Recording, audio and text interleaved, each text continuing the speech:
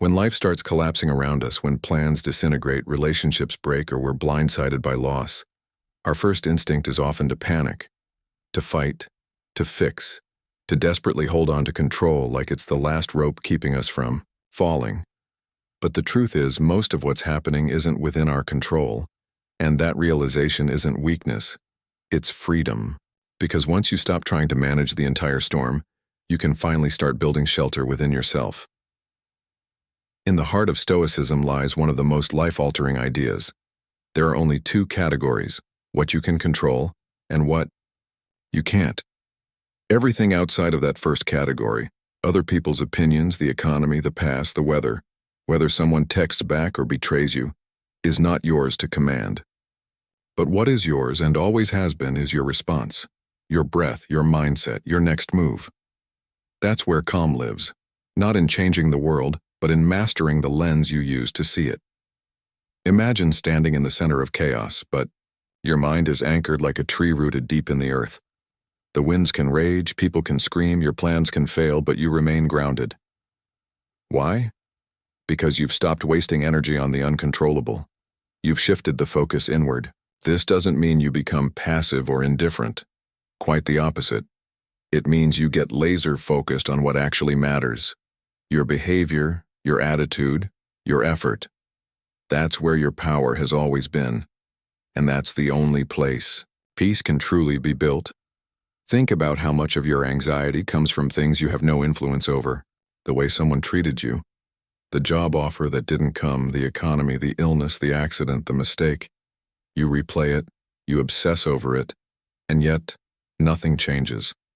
Stoicism invites us to do something radically different. To release. To say, this isn't mine to carry, and then put it down. Because carrying what's not yours doesn't make you strong. It makes you tired. Calm doesn't come from control. It comes from clarity. And clarity begins when you let go. But what do you do when your emotions surge anyway? When the weight of loss or fear presses against your chest? That's when we reach for silence. In a noisy world, silence is power. In a chaotic moment, it's your sanctuary. Most of us react because we want relief. We lash out, we speak, we blame, we rush, hoping to feel better fast. But that's not calm. That's combustion. And combustion burns bridges, ruins clarity, and often makes things worse. The Stoics taught that silence is not about withholding emotion. It's about pausing long enough to understand it. When you choose not to react immediately, you're not being weak. You're being wise.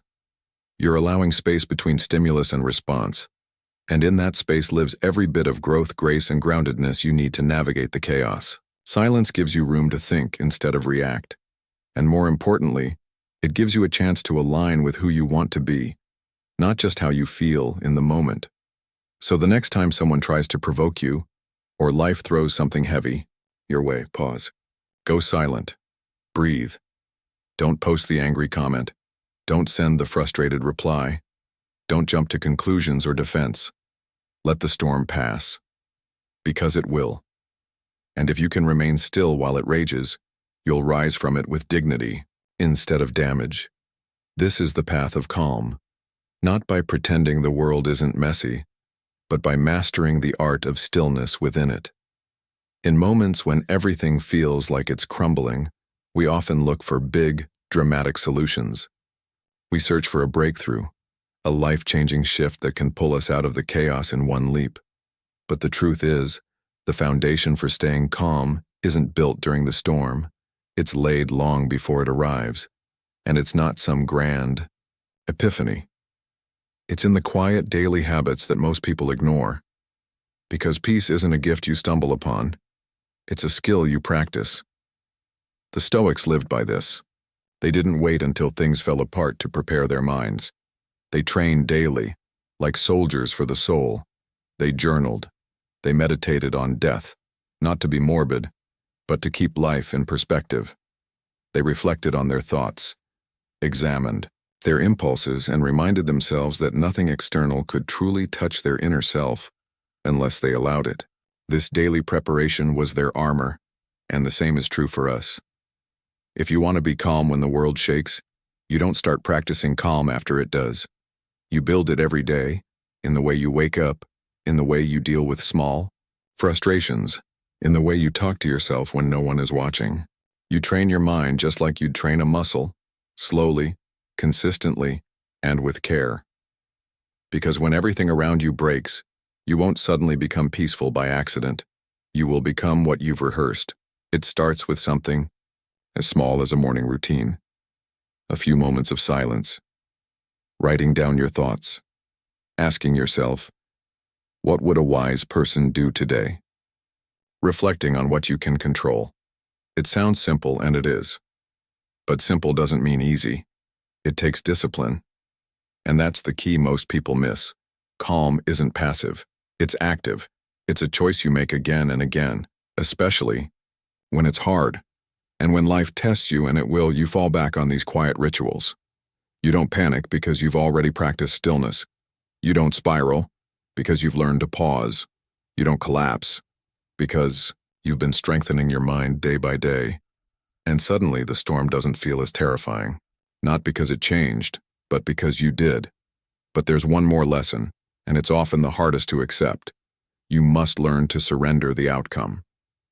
We live in a culture obsessed with results, win or lose, succeed or fail, get what you want, or feel like you failed.